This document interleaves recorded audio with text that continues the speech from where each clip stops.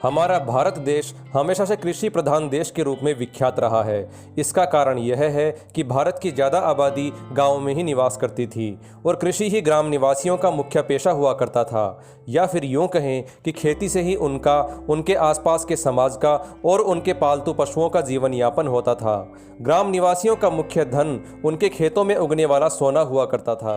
गाँव के सभी लोग अपने रीति रिवाजों और संस्कृति की जड़ों से जुड़े होते थे, लेकिन पिछले कुछ एक दो दशकों में भारत की यह पहचान कुछ धूमिल सी नजर आने लगी है, या फिर यूं कहें कि भारत की यह पहचान खो सी गई है। मुझे आज भी याद है कि भारत विषय पर निबंध लिखते समय हमारा पहला वाक्य होता था कि भारत एक कृषि प्रधान देश है, लेकिन आज वो खेत कहीं खो गए हैं। लेकिन दोस्तों, साथियों, माताओं और बहनों और हमारे सभी बड़े बुजुर्गों, आज हम एक बार फिर से गाँव की ओर चलते हैं, छूकर आते हैं उस भूली बिसरी धूल को, मिलकर आते हैं उन हमारे खेत खलिहानों से, थोड़ा आराम भी करके आएंगे हमारे उस आंगन में लगे पेड़ के नीचे बिछी खटिया पर। और ध्यान रखना, उस छप्पर की छांव में खुले में रखे मिट्टी के घड़े से ठंडा ठंडा पानी पीना मत भूल जाना।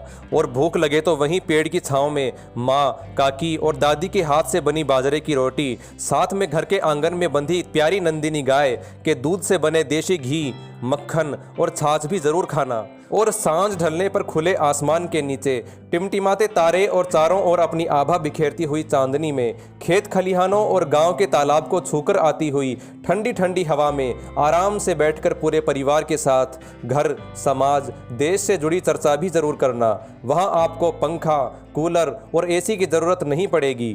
दोस्तों, गाँव में रहने वाले लोगों की जीवन शैली भी कितनी अच्छी होती है ना। सुबह जल्दी 3-4 बजे उठ जाना, सुबह सुबह की शुद्ध हवा में अपने खेतों की सार संभाल करने निकल जाना और वहीं नीम की दातुन तोड़कर दांत साफ कर लेना, देशी खाना, देशी कपड़े पहनना, हमेशा पगड़ी से सिर को ढके रखना, शारीरिक रूप से स्वस्थ रहना, शरीर में किसी तरह की कोई बीमारी नहीं तो आजकल डायबिटीज़, ब्लड प्रेशर, थायराइड, मोटापा, दिल की बीमारी, ऐसी बहुत सी बीमारियों से लोग बदहाल और त्रस्त हैं, हॉस्पिटल के चक्कर काटते रहते हैं। शुद्ध हवा और शुद्ध भोजन से ज़्यादा तो वे डॉक्टर की दी हुई दवाइयाँ खाते हैं। शहरों में आकर भी पैसों की तंगी और आपसी मतभेदों में उलझे पड़े हैं। वो कहते हैं ना, शहर की कमाई शहर में गंवाई या फिर बीमारी में लगाई।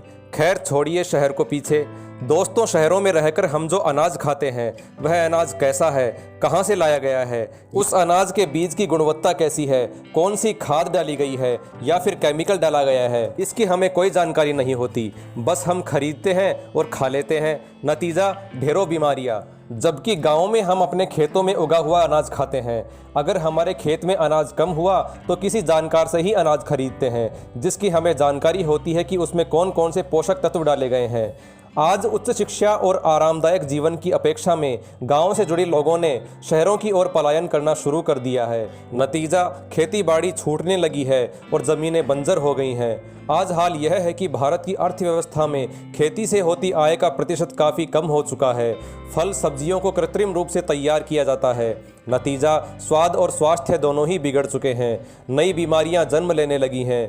खैर छोड़िए, पता नहीं कोई मानेगा या नहीं, लेकिन दोस्तों, आजकल उम्र वैसे ही कम हो रही है। इस छोटी सी जिंदगी को गांव में अपनों के बीच, पक्षियों की चहचहाट के बीच बिताइए। गांव की उस बंजर होती ज़मीन को वहां जाकर फिर से उपजाऊ बनाइए और अपनी आने वाली पीढ़ी को अपनी संस्कृति से जोड़िए। और यह तभी संभव है जब हमारे युवा आगे आएंगे। धन्यवाद।